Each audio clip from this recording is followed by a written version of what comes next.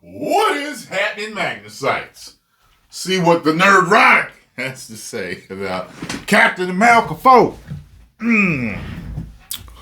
So, get over to Nerdrotic, subscribe, tell them Tyrone Magnus sent you. Who deals better with snakes, Indy or Thaddeus Ross? I will not answer that stupid question. What you feeling right now? This is I know you gotta be my ecstatic. dream and my nightmare all in one. Yo, well, wake up, baby, because we are in paradise. It's very important that little brown kids are going to look up and see a brown Captain America, but it's very important that other kids are going to look up and see a brown Captain America. A few moments later. When I was a kid, my favorite superhero was Incredible Hulk and Superman. And at no point in time when I was a kid watching Superman, I was like, no, I can't be Superman because he's white. Brave New World is a great title for this film, just simply because it's a new beginning. It's a foundation on which Marvel will build the universe on now. And I think not only this character, but all the characters that surround him are new foundation building blocks for us to utilize to move on through the universe. Would you like some grapes? Bitches. What the f***? Yo! A lot of different things, and I don't think Yo! For all of you that got that, how insane is that? Yeah, how insane is that? Yeah. I don't even have to say nothing. Look in the comments if you don't get it. the term, America should be one of those representations.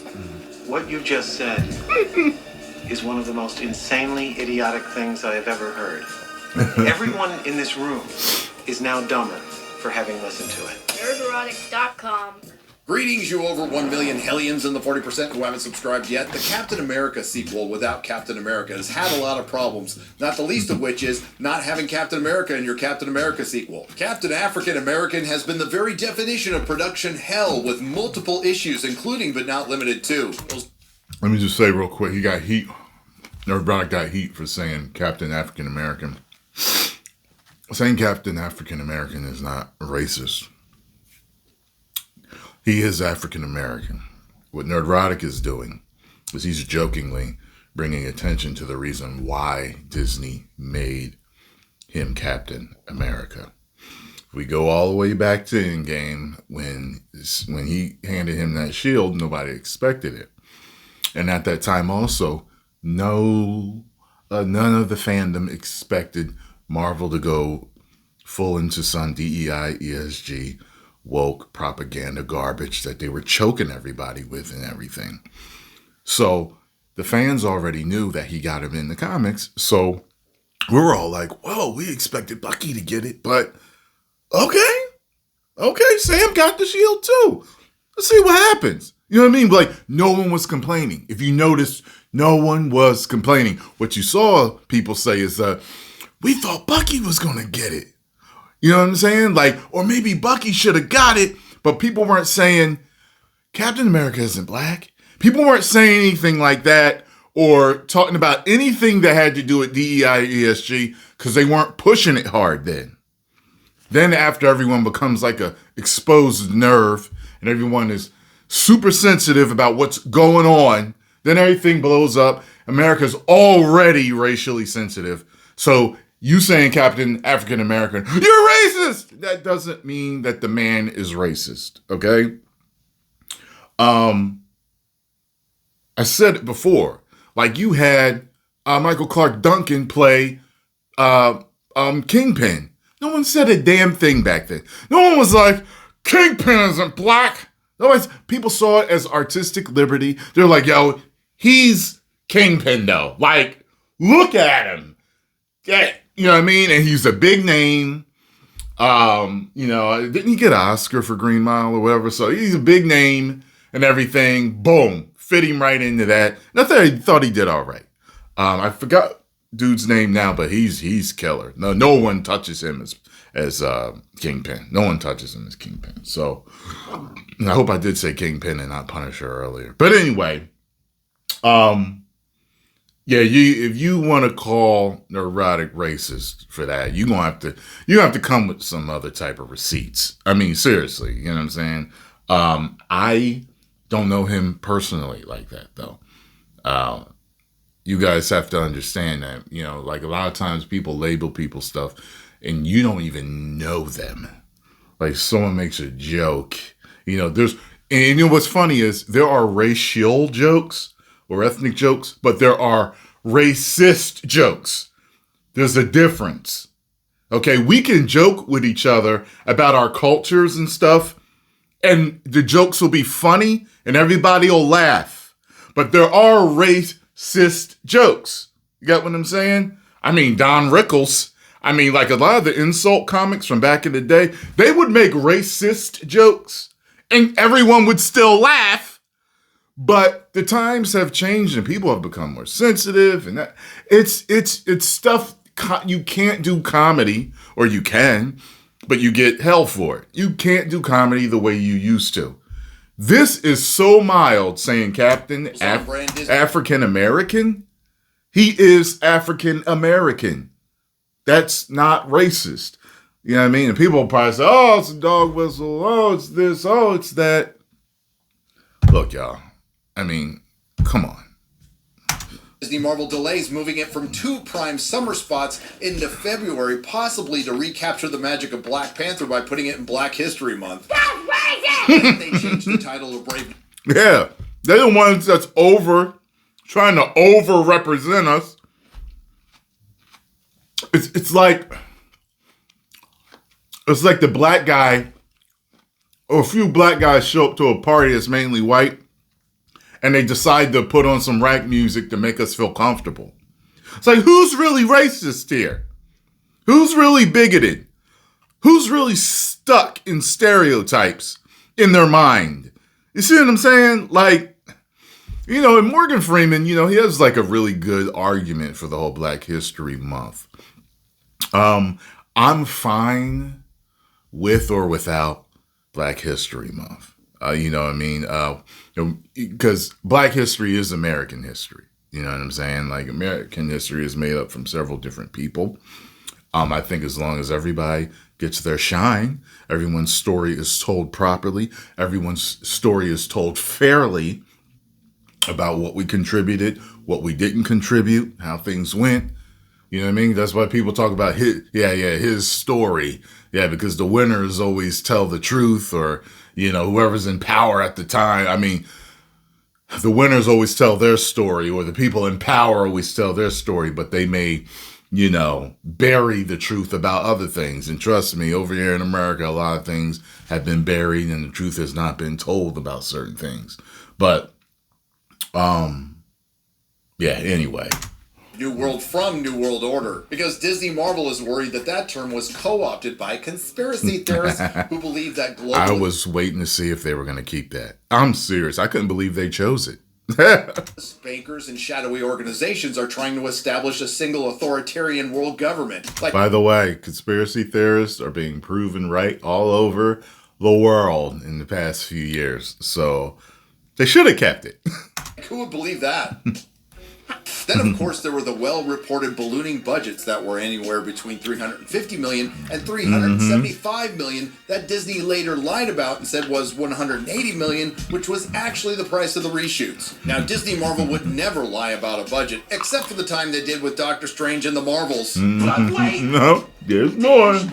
Box office projections have gone from a $95 million domestic opening over the 3-day weekend to a $90 million domestic opening over the 4-day weekend, which is $30 million less than Ant-Man Comedy-Mania. And one of the biggest shockers is the corporate critic score on Rotten Tomatoes is 51%. Maybe they were funded by USAIDs. Go. And with all that, this was still a movie you needed to do homework for. The good news is you have to watch The Incredible Hulk again. That's not so bad. The bad news is you don't need to watch any of the actual Captain America movies. The worst news is you have to watch The Eternals, and the most required viewing for this film is the god-awful Falcon and Winter Soldier. And The Eternals was a big old piece of trash. I was watching Derek Anderson the other day. He cracks me up.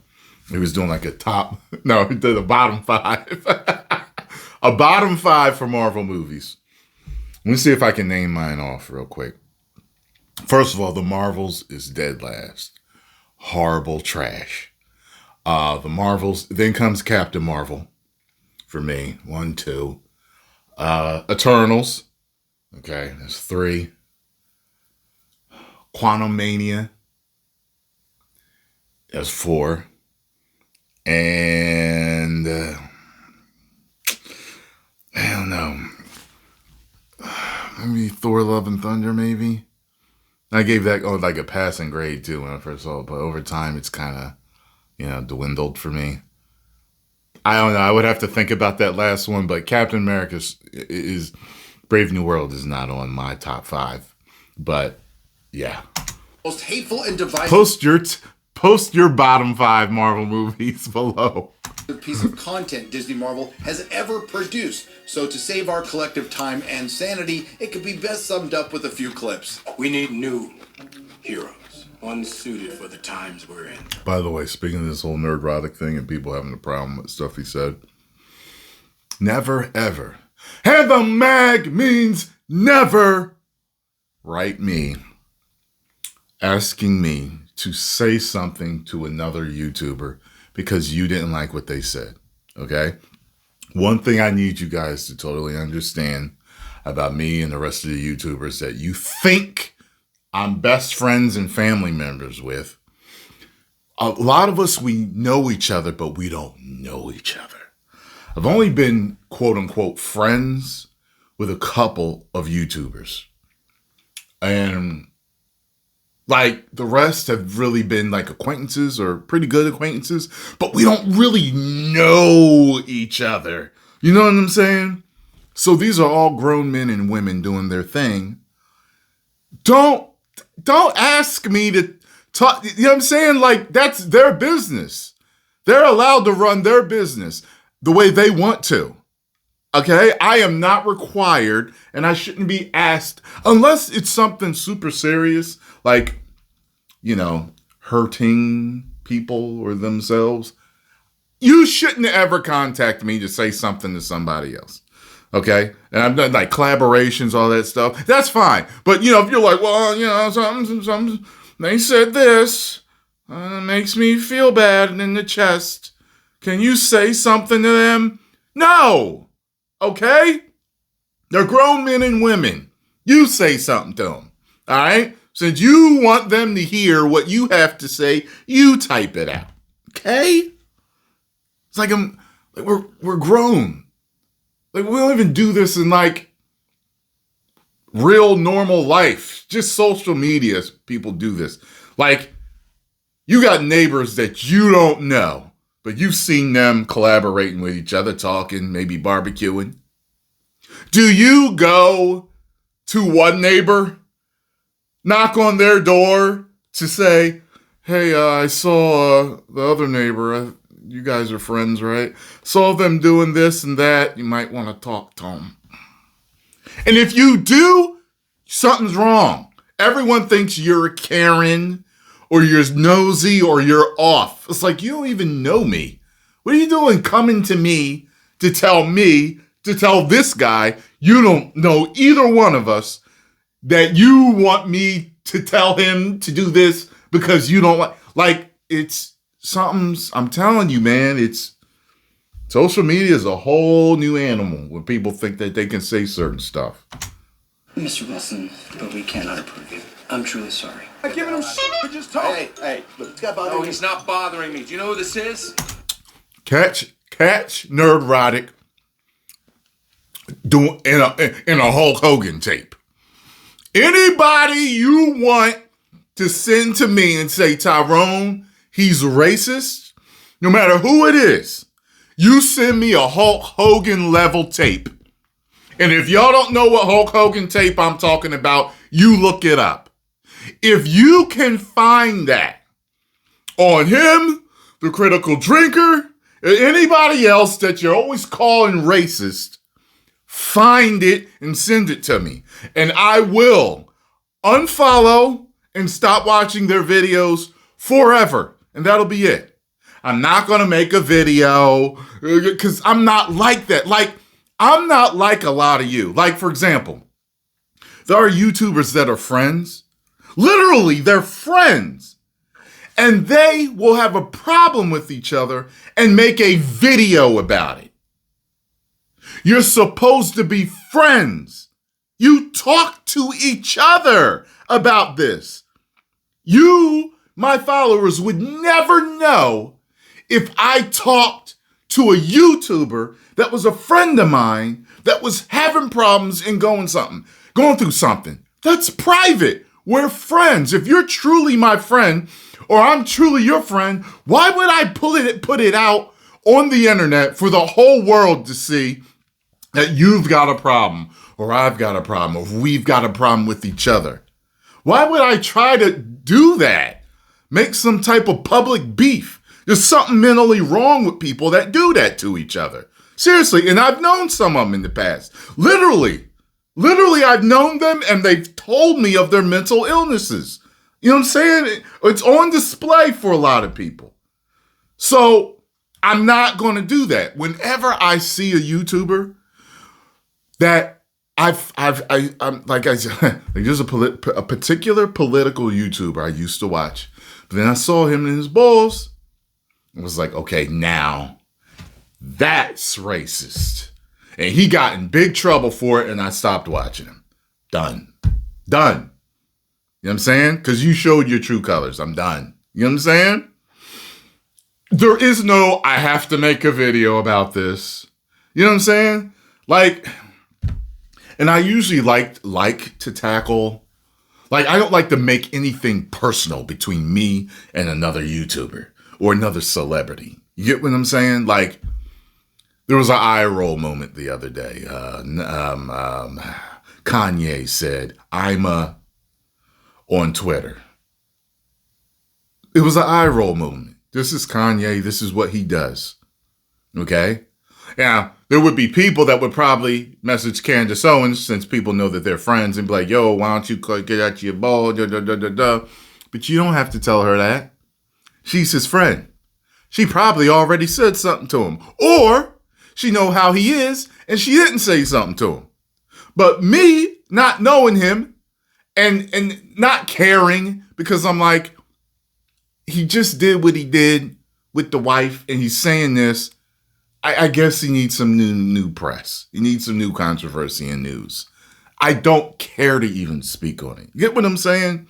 So when all these other YouTubers are acting the hell up, if you do see me speak on something sometimes, I'll talk on it, but I never make it personal. I'm not into YouTube beef. I'm not into none of that stuff. Oh, It'll be a long video. So sorry, Mr. Wilson. Getting a lot of stuff off my chest. Message! Please, you buy into all that stars and stripes bullshit. These stars and stripes don't mean nothing good to me. My world doesn't matter to America. Message! That shield is a monument to a bygone era. A reminder of all the people history just left out. Am I the only one that cannot stand that character? You of all people bought into that bullshit? You're becoming a bit of a legend. Every day more people love you. I didn't think there could be another Captain America until I met you. People are lost. They need a leader who looks like them. Sam.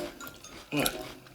Charlie bombed a GRC supply depot. What? What's the damage? Can't look like everybody.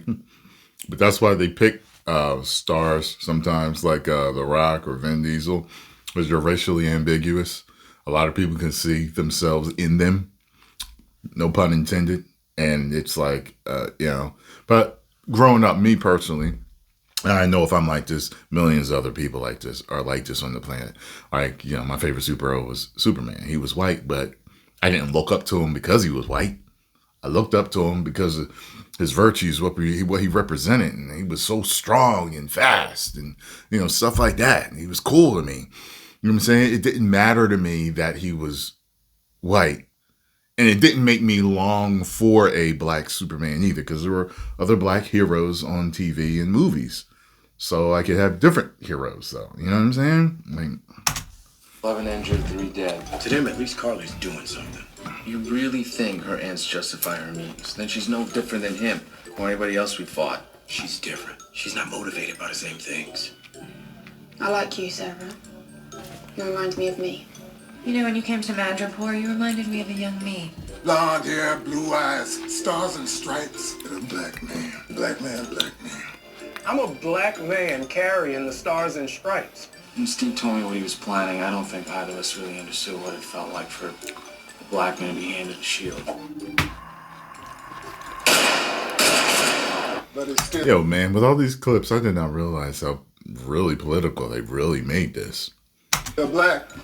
And don't get me wrong, TV has been like that in the past. But, you know, just been a super push with all the woke stuff. People are highly sensitive to what's woke now. They can tell, they can smell it. And if they even get a hint of it, they don't want to watch it. They've made us, like Bruce Banner said, like an exposed nerve. So people just turn stuff off. Once they think you're even thinking about going woke, they don't want nothing to do with it. And that's why companies are losing money. This is one of the reasons why I know this is losing, you know what I'm saying, money, and people aren't going to see it. Because they're hip to it. Only set us back a bit. You have to stop calling them terrorists. But you have no idea how complicated You need to do better, Senator. You know what? You're right. You've got to do better, Senator. Well, I have to apologize in advance because it seems like we say this a lot with the... That's a cool new look for you there. You look like you ride bikes there. And you can get some shit done. You look like you look like you know a guy. I got a guy.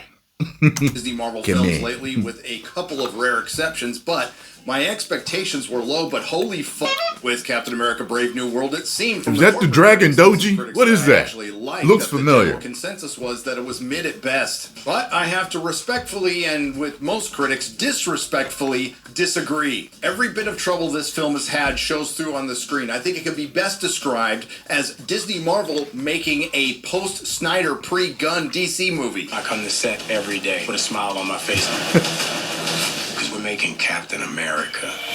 No, you're not. And here I am being a sweet summer child again because I thought this would be better because it's got a pretty good cast. The good news is it's not 2.5 hours long and it's not woke. The bad news is it feels 2.5 hours long. It has a series of events that might masquerade as a plot, but it ends up being a boring, convoluted mess. You know, I feel stupid for doing so much prep for this because this film has nothing to it. So don't worry about any spoilers because you saw everything in the trailers. Pretty much. It's kind of funny, pretty much. You could figure it out. You want me? Come and get me! No, Here it is. over with. I got shit to do today. The film opens with Sam Wilson and Joaquin Torres intercepting an illegal sale of adamantium. Yes, you heard that right. They are able to retrieve it from Giancarlo Esposito in one of his 3 scenes in the film, and he is playing Sidewinder, and he just looks a little bit different than the version in the comics. They changed the character just a little bit. General Thaddeus Ross, played by Harrison Ford, recast from William Hurt practically before his body got cold. He was and he good. Sam to the He White was House really, this successful really mission, good. And Sam decides to bring along Joaquin Torres and Isaiah Bradley. And you might be asking yourself, who in the hell are Joaquin Torres and Isaiah Bradley? Well, you wouldn't know if you haven't watched The Falcon and the Winter Soldier, or you might not remember, considering that the show came out almost 4 years ago. I totally Isaiah forgot. Bradley is essentially Not about him, Tuskegee but the experiment sidekick. Captain America, who was locked away by the American government for 30 years because he was black. And Joaquin Torres is the new Falcon with arguably the worst costume in the MCU. And I know it's very reminiscent of... I do not like that outfit. When I saw him pull up that dumb old visor and stuff, I was like, okay. The one that's in the comics, and that one sucked too. The reason Sam was invited to the White House by Ross was so Captain African American could reform the Avengers and become the face of a treaty. And this is the biggest takeaway in the entirety of Captain America Brave New World. Hold your hats, ladies and gentlemen, and prepare yourself. Marvel has finally acknowledged the giant celestial in the middle of the ocean, which you all knew from the trailer. Now, Sam Wilson's hand-me-down Captain America is the face of a cooperative international treaty where all nations get to share in the adamantium, and it's cute that President Harrison Ford wants to get this one thing done within his first 100 days. Trump would have made Tiamat the 51st state within his first 100 hours. Anyway, a song starts playing and it turns 4 people into Manchurian candidates, including Isaiah Bradley, and they try to assassinate President Ross, which you also saw in the trailer, which was later taken out of the trailer when a real Manchurian candidate tried to assassinate a real presidential candidate. Captain Anti-American is fired, and Isaiah Bradley is locked up once again. Sam Wilson's Captain Un-American and Joaquin Torres' Ilacon are now hunting for clues for who's behind the mystery of the mind control. Something you think they would reveal towards the end of the film, and no, we find out right away. It's Tim Blake Nelson's Samuel Stearns, last seen in 2008's The Incredible Hulk. And if you're waiting for that big reveal of what he would look like as the leader, well, he doesn't look like the classic version or even the updated version. He looks like what Chris Gore best describes as broccoli. What the hell is even that? And apparently the creators of Captain... To tell you the truth, it's probably better. America Brave in the comic book one. The comic book one looks super campy. New World had no interest in having the audience engage in the story in any way by giving us the leader's entire motivation and successive exposition dumps, for which there are many, in the middle of the film. Now the 5s and 10s of people in the theater will have time to check their phones, and they're really playing to the lowest common denominator. Unfortunately, that's the creators of Captain America Brave New World. Turns out the leader is mad that Ross used him to gain power, and when he was promised a pardon, he didn't get it. So what's he want to do? Does he want to kill him? Does he want to take over the world? No. He wants to ruin Ross's career. First by engineering what turned out to be a fake assassination attempt, and then engineering a war with Japan. He believes that the U.S. President Ross stole adamantium only so the U.S. could give it back to them, and it creates an international incident. Now Sam and Joaquin are able to escape the leader with the help of their teeny tiny friend Ruth Bader Ginsburg. Ruth Bat Seraph. Now I did say the film wasn't woke in this sense of the Falcon and the Winter Soldier, but it definitely has its MCU element, and it's Ruth Bat Seraph, who in the comics is a mutant superhero named Sabra, who is an agent of the Mossad, essentially Captain Israel. But for some strange reason, they've changed her character in the MCU, and now she's the security advisor for Ross and a former Black Widow. Now back to the war with Japan that the leader instigated. Now let's not get bogged down with the details in our world anyway, that the Japanese Air Defense Force has about 60,000 people with 714 craft, and our Air Force has over 600,000 people, half of which are active duty, and 5,000 aircraft, 32% of which are fighters. But it's pretend, so we'll let it go. It just seems that Japan is such an odd choice when the obvious one will be China. To be fair, this is Disney, a company that thanked a concentration camp in China and they want to continue pandering to them. Then it makes more sense. This big action China set piece set around the celestial Tiamat turns out to be a CG slogfest minor skirmish. Again, the leader's entire motivation for this is not to obtain power or get adamantium, it's to make President Ross turn into the Red Hulk so he'll look bad. Yeah. I knew he got killed. Yeah, it's funny is you go into the movie thinking he knows he's the Red Hulk. He doesn't. So it's like, yeah, I remember when I first noticed that, I was like, he doesn't even know he's the Red Hulk. Oh, that's interesting. He's never changed before. I knew he got me. I knew he got red. That's all I needed to know. And that doesn't happen until the end of the film during the press conference, which you've all seen in the trailers, and Sam and the Red Hulk have their big final battle amongst the cherry blossoms. I wish I was kidding. And Captain African American defeats the Red Hulk by knocking him out with a vibranium wing and talking him down. In a scene that makes Black Widow talking the Hulk down look Shakespearean. And that's where the film ends. And it has all the bad things. It's anticlimactic, it's contrived, it's bloated, it's filled with exposition. The CGI looks like dog shit, and I can't believe I'm saying this, but there are parts of the Falcon and the Winter Soldier that I like better, including Zemo and John Walker, who did nothing wrong. Captain America Brave New Low. Oh, I can't stand him. He seems like a Homelander campy Captain America. He seems such like a U.S. agent. He's like the way they put something about him is cosplay. Like he just seems so fake. Like I buy Sam as Captain America more than I buy him as Captain America. Get it? had none of that. And it doesn't help that Disney Marvel once again cast a director based on his identity rather than hiring him for his ability. To be fair to Julius Ona, I doubt this is his final version, which I've heard from people within Marvel is worse. I'm guessing all the politics were cut out, and I would believe that. You know, one of the best, quote unquote, black movies that I've ever watched in my life is The Color Purple. The old one from the 80s or mid 90s. I don't know when it came out. It was like the 80s and 90s. But Steven Spielberg directed that. I remember when I found out that he did, because I didn't know. I was like, Steven Spielberg did that? Okay. Like, there's a certain authenticity to all of the acting and the portrayal of us in that movie. It gets a bad rap for some other things, like, like there's a lesbian scene and the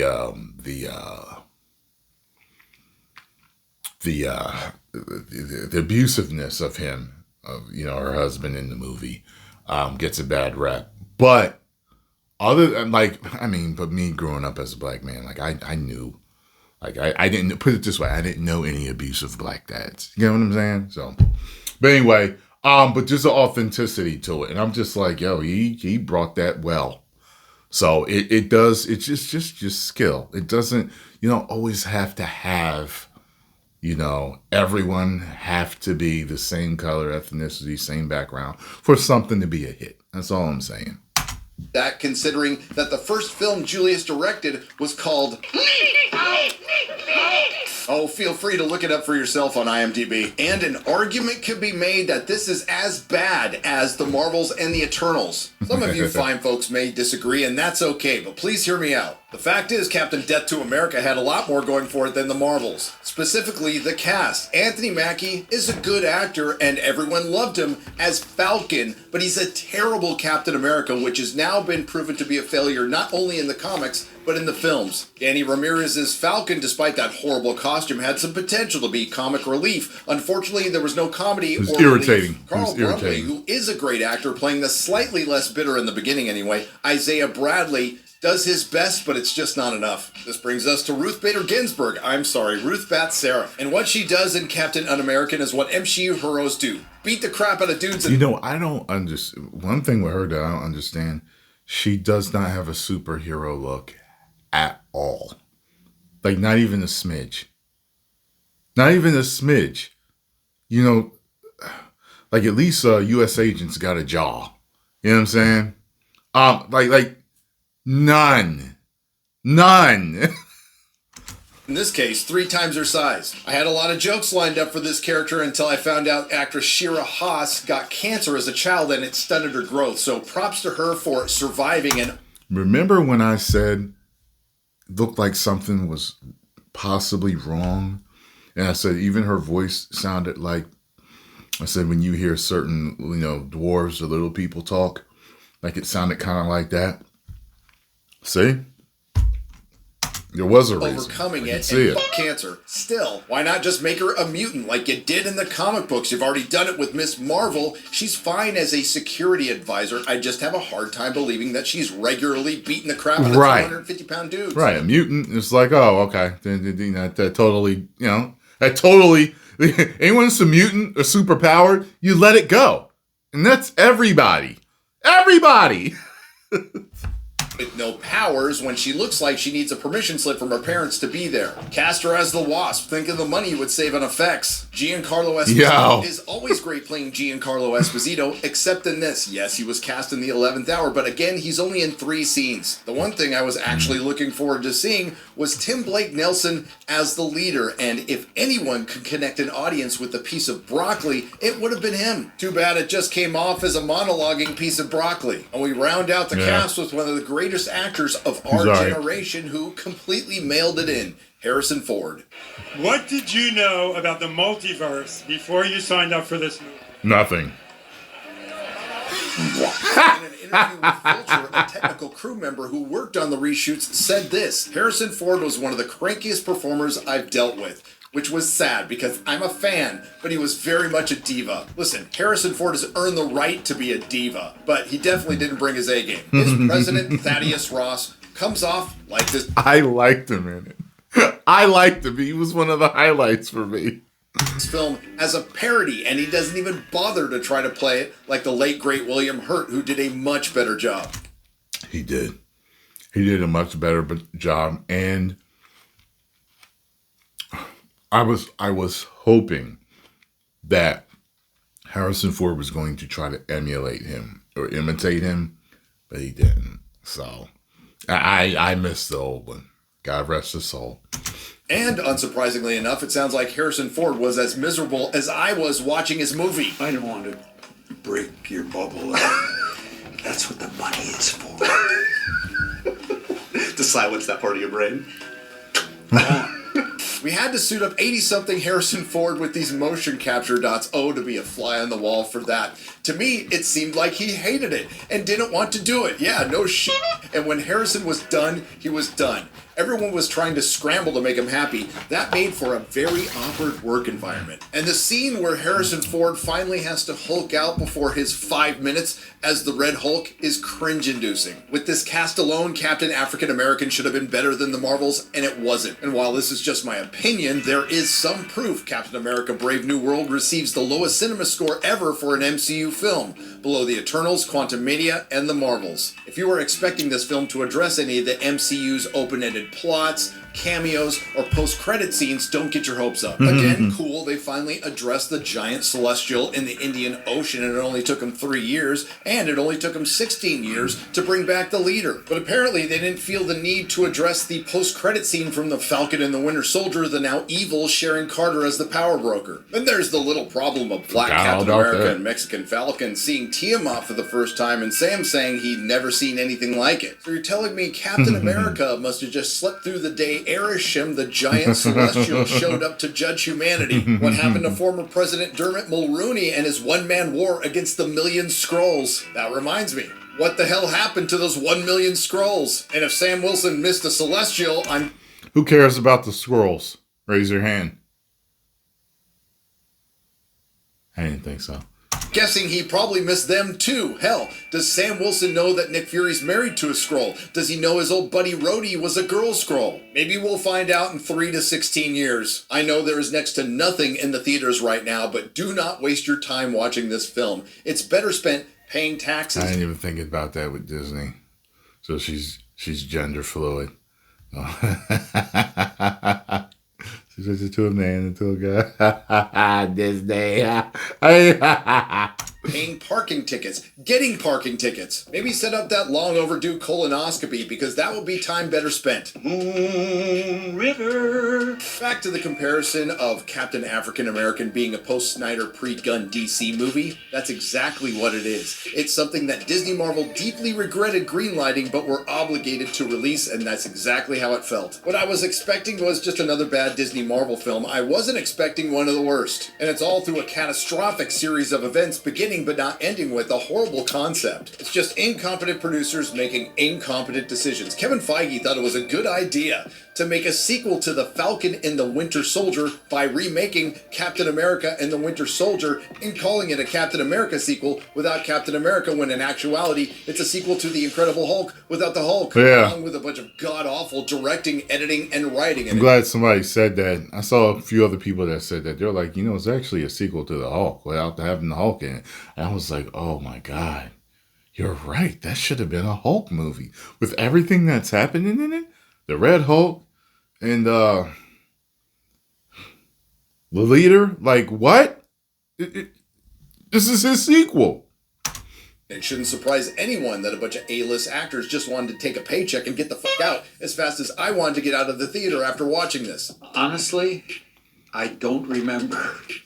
But hey, it looks like that Captain America sequel without Captain America in it surpassed the box office projections. Captain America box office Brave New World opens to a bullish $100 million in the US, $192 million globally. Well done. That's only $20 million behind Ant-Man Commie-Mania's 4-day opening over the same time period 2 years ago, and $33 million behind its worldwide opening. Looks like you might make that money back for the reshoots. I'm rooting for you. This may be a bitter pill for Disney Marvel to swallow, but Steve Rogers is Captain America. I don't make the rules, I just make the observations. But there is some good news. At the end of the movie, it says Captain America will return, so maybe Steve will come back. You're not Steve Rogers. Nerderotic.com. Yeah, people were talking about how that line's not even in there too, where he's like, you're right, I'm not. And I could have swore it wasn't.